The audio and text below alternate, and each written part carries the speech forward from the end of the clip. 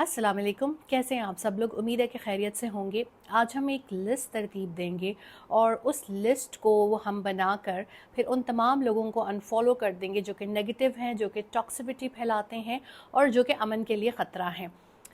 हमसायों में हम ये देखते हैं, पड़ोस में, कि हम बहुत से ऐसे लोगों को फॉलो करते थे, सेलिब्रिटीज़, सिंगर्स, ब्रांड्स, जिन्होंने वॉर को ग्लोरीफाई किया।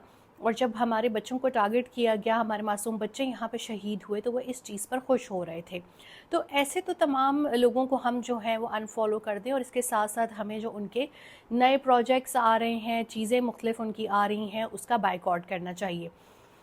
दूसरी पर बहुत अहम बात आपको बताऊँ, ये है कि इनमें से बहुत से लोग आलमी इदारों के ब्रांड एम्बेसडर भी हैं, जिसमें यूनिसेफ शामिल है, अक़वाम मुत्तहिदा शामिल है।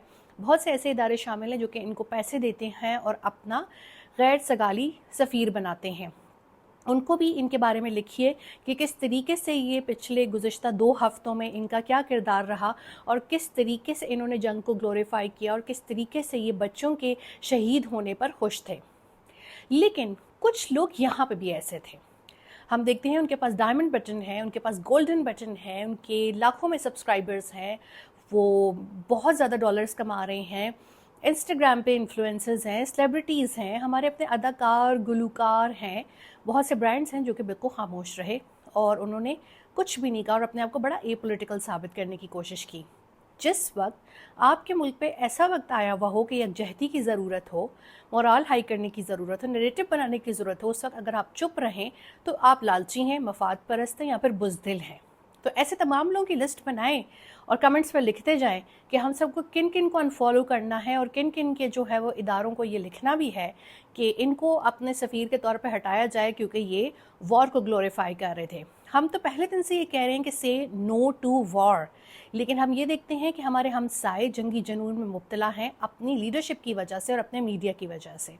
मेरा ख्याल में अब उनके 6 जहाज़ गिरे हैं तो काफ़ी हद तक उनकी आंखें खुल गई होंगी, लेकिन अगर ये इसी तरीके से जंगी जुनून को बढ़ावा देते रहें तो इनको अनफॉलो करें, इनके प्रोजेक्ट्स बिल्कुल फॉलो ना करें। ये जो इनकी ड्रामा, टीवी, फ़िल्म वगैरह की चीज़ें अपलोड होती हैं वो बिल्कुल ना देखें। जब आप लाखों की तादाद में इन्हें अनफॉलो करेंगे तो इन्हें एहसास होगा कि हमने जुल्म का साथ देख के और जंग को ग्लोरीफाई करके कितनी बड़ी ज़्यादती की।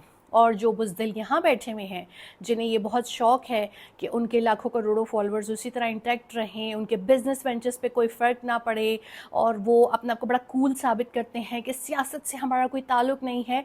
ये सियासत नहीं, ये आपकी बका की बात है। अगर अपनी बका के लिए भी नहीं बोलेंगे तो फिर क्या आप कहाँ स्टैंड करते हैं? क्या आप सिर्फ पैसे के लिए बोलते हैं कि जहाँ से आपको कोलैबोरेशन मिल रही है, जहाँ से आपको कोई प्रोजेक्ट मिल रहा है, जहाँ पे आपको कोई ब्रांड जो है वो अप्रोच कर रहा है, तो वो आप जो है पैसे लेकर जो है वो व्लॉगिंग ब्लॉग्स कर देंगे, लेकिन वैसे आपने नहीं बोलना।